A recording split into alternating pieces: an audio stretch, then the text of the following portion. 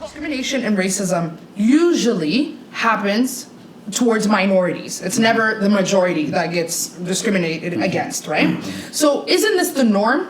And when I say that, right, let me be very clear. For instance, on a global scale, Saudi Arabia, we all know, we had a whole segment on this. Saudi Arabia treats their minorities really shitty, right? Including us Somalis, right? You look at India, they have a caste system. Again, if you're from this caste down here, you get treated differently from the person that's in this caste, right? Now we look at our own country, Somalia. Somalia does the exact same thing in terms of minorities. We have derogatory terms that I'm not going to repeat, right? But we all know what it is. People that are not fully Somali, or that are called the blacks of the country, or whatever the case may be, do we not treat them exactly the way that we as blacks get treated here in Canada? So my question to you is, why do we want equal rights when we don't give equal rights to the minorities in our own country? I don't know. First of all, like, jumping one question, you said, do we even treat them that way? I haven't been in Somalia in a very long time. LJ has. You know what I mean? LJ, what are your perhaps thoughts on that? you can talk about that. But I don't know. I don't know if it's as bad as, like, you know what I mean, plantation slavery or something like that. It's nothing like that. But right. and there's no history like that, like in Somalia. And if there's a police officer in Somalia, I don't think it's out of fear he's killing people. You know what I mean? It's more of a. Honestly, I don't know. But LJ, go ahead. You go ahead and talk about that. But I see where you're getting at. You're getting at with, like, the minorities in Somalia. You know what I mean? And that does exist. And I do see, you know, they do treat their, you know what I mean, shakalas very badly back home. Let's be honest. You know what I mean? But at the end of the day, I don't think we treat them to a point where it's like evil. Like, I'm gonna kill you because I'm gonna kill you. Yeah, it's not like that. We're not lynching them. You know what I mean? Right. It's nothing like that. Yeah. But that does exist there. That. So that's that racism, right? But I want to answer your second question. Right. How, if we don't treat them right, how come we want to be treated right in the West, right? Right, because my answer to that, you treat others the way you want to be treated. Ideally, In Somalia, they're going back to the workers. Who are the workers? Who are the house staff and so forth? Go ahead. Yeah, I think I consider myself elder with this guy. So, right. So I'm more than this guy. So I think when you talk about Somalia, I think those that you said they're not fully Somali. I don't even know how you define Somali. I think everybody that was like lived in Somalia, right, that part of the world, Horn of Africa, right, you know what I mean, is Somali, regardless of the way they look, the way they appear. What's been happening in Somalia was purely ignorance, evil, and I think our people we overcame that. I think. I went there 2013, and I did not see none of that. I didn't see the practice. It's still like you have individuals who are, you know, like corrupted. Right. You know what I mean? Is Kabila part of discrimination? Like, based on, if this person is a certain Kabila, so there was a young lady that just got burnt. I don't want to get into much of it, but there was a young lady, and we'll put up hopefully a clip, but she got burnt because of her husband. There was a dispute, and it wasn't justified. Nothing is ever justified to burn somebody. But that being said, it's a mental health. Anybody that burns a young lady, it's mental health, but isn't the clan system again? If you're Darot or you're Hawiye or whatever, however it works, I'm not even educated on that because it's pure ignorance to me. But isn't that a form of discrimination?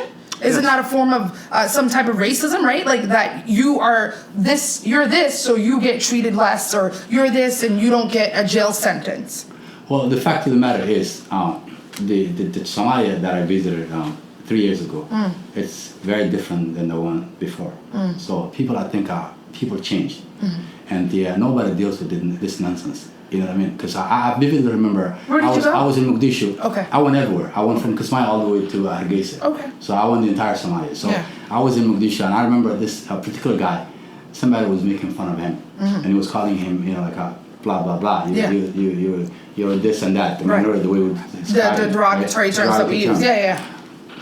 Like the bystanders, everybody, including myself, we were calling him names. You know what I mean? So I mean that's the Somalia that I saw. Yeah. But do we have a problem with the Somalis have a problem in Somalia? Yeah. Yeah. Discrimination? Of course we do. Okay. I was going to say that. Sorry, go ahead, Kareem. What I think the difference is when we talk about most in the U.S. and Canada, it's the systemic part, right? It's the fact that racism is built into everything from the legal system to the education system to housing. So, for example, take Chicago, for example, right? Back in the day when middle class, they were trying to, the United States was trying to increase the population of people in the middle class. They essentially said, to the banks, we will back the mortgages of any middle class person trying to buy a home, right? And if you look at the map of Chicago at the time, the neighborhoods that the government would financially back these mortgages, they were all predominantly white neighborhoods. Places like Southside Chicago, which is notoriously a very rough neighborhood, they refuse to back the mortgages of people in that area. So what's happened over the years? Southside Chicago hasn't prospered. It's still a very rough neighborhood. Right. That's systemic racism. The federal government made a choice saying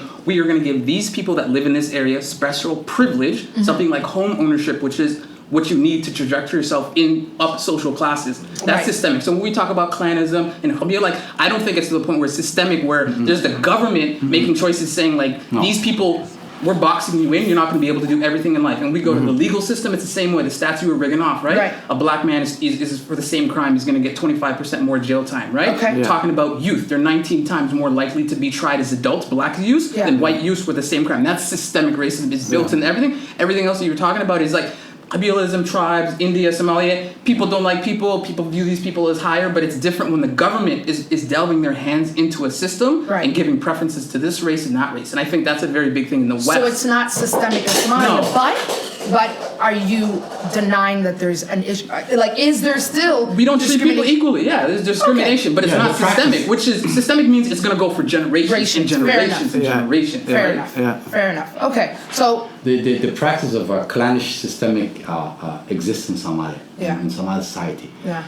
And the what I noticed whilst I was in Somalia back in 2013, I didn't see young people, using that. Okay. You know what I mean? And I didn't see anyone really qof qabil qof kale ugu wacay. Yeah. You know what I mean?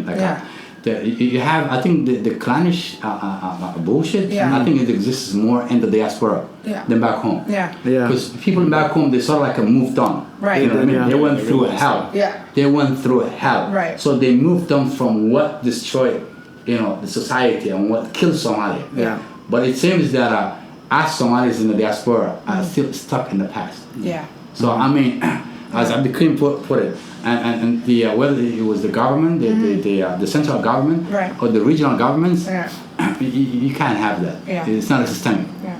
All right, well, guys, you heard it here at Sheeko Sheeko. Let us know what you guys think on all of the questions and topics that we talked about. Comment below. We're going to take a small break and then come back. All right? Peace. We out.